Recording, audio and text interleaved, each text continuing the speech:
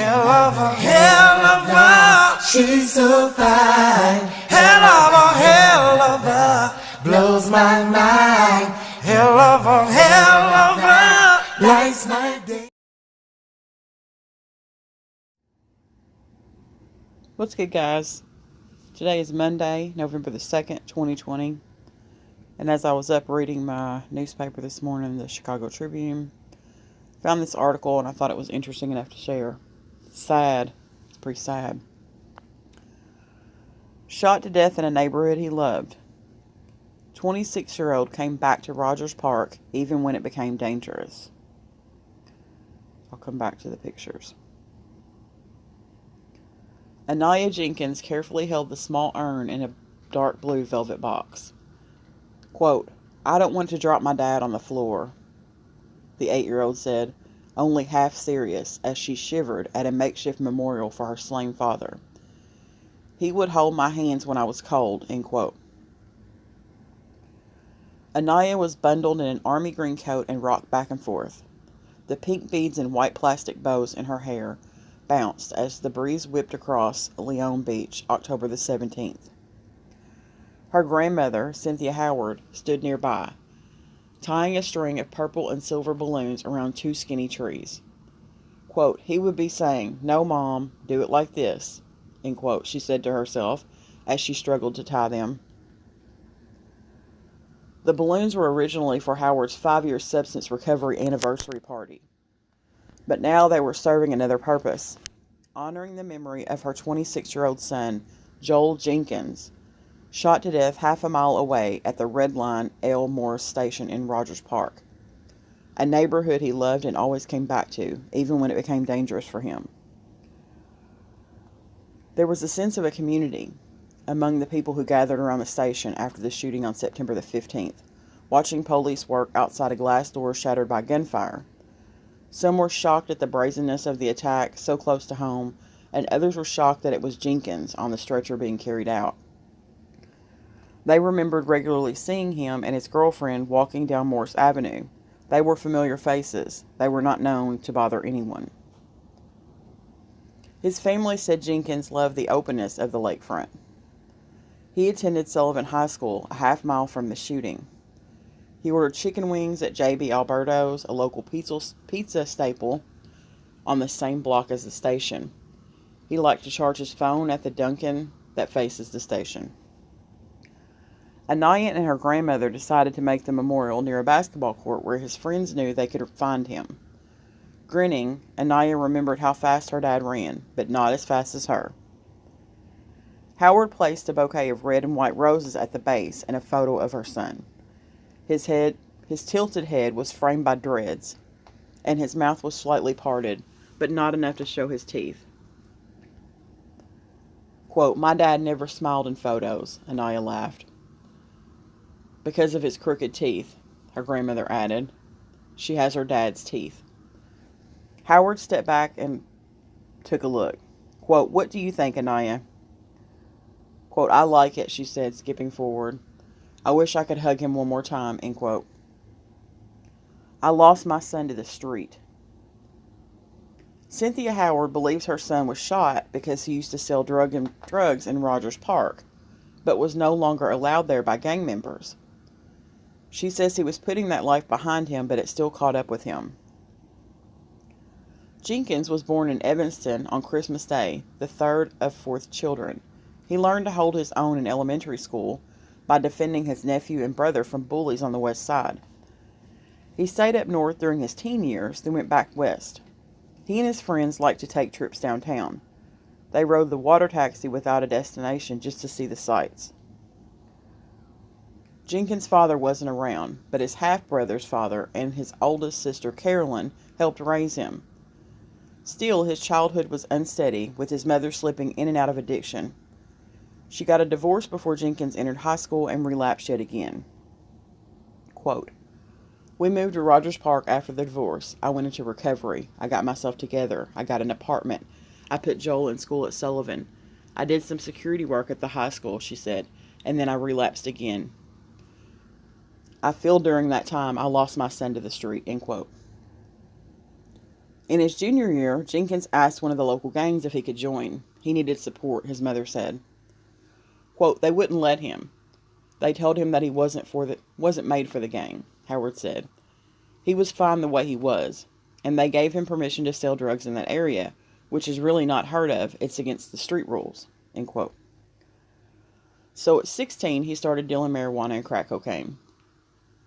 Chicago police labeled Jenkins as a member of the Gangster Disciples faction, known to be in Rogers Park, but his mother said he never became a member. He sold drugs and made rap videos, but he wasn't violent, she said. Howard and Jenkins moved out of Rogers Park in 2013. 2 years later, Howard said she got clean, quote, for real, end quote. She set rules for her son, no drugs or girls in the house. But Jenkins was now an adult, and he had his own belief system and became addicted to the lifestyle. He wanted to be independent. The group of gang members who had allowed him to sell in their area went to jail, she said. Those still on the street didn't want him around, so she warned him to stop going up to Rogers Park, especially after seeing several killings in the neighborhood on the news. She would even drive to pick him up at Morris Avenue if she heard he was there.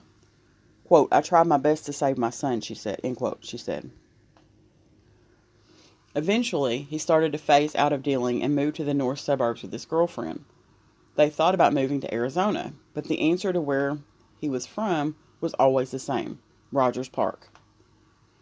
For the last year and a half, Jenkins had been holding down his first real job, which was difficult to get after his arrest, mostly for possession and theft. His boss even spoke at his funeral. You got hit? No, no, no. Jenkins' girlfriend, Dominique Douglas, scrolls through videos of him dropping off flowers, being playful with his youngest son, giving her a kiss on the cheek. She said Jenkins wasn't originally planning to be in the neighborhood on the day he was killed. He didn't visit as much because of the long commute to his job at a Family Dollar on the west side. The day before, he started to get a head cold. Douglas asked him to call in sick and stay home since she was off work. He decided against it. He needed the money. He left for work in the morning. Jenkins texted Douglas throughout the day about buying a puppy. He found a woman who was selling a young black and white pit bull, and he would have enough to buy it if he got money back from a friend who owed him. They decided to meet in Rogers Park. Douglas took the Metro to meet him and his friend at Morris Fresh Market to get the money for the dog. They made stops at 2 storefronts on Morris before they walked toward the train station. She handed him his jacket and then remembers Jenkins running. Quote, I've never seen him run or look that scared in his entire life, end quote, she said. They dove into the train station. He crawled through a pillar and she tried to go behind the turnstile. A car screeched off and police sirens blared. Douglas said she saw the shot out door and Jenkins lying on his stomach. He rolled over and tried to stand up. Quote, Bae, you got hit? No, no, no, end quote, she said. She grabbed her purse and called 911. She lifted his shirt but couldn't find a wound. Quote, I'm telling him to stay with me, end quote. She yelled for help. A man visiting from Philadelphia helped her with CPR until an officer tagged him off. Another man held Jenkins' head. Quote, oh my God, this isn't real, end quote, Douglas thought to herself.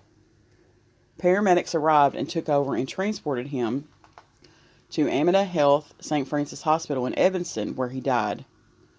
Quote, I was standing there so helpless, praying to God that he was okay, end quote, Douglas said.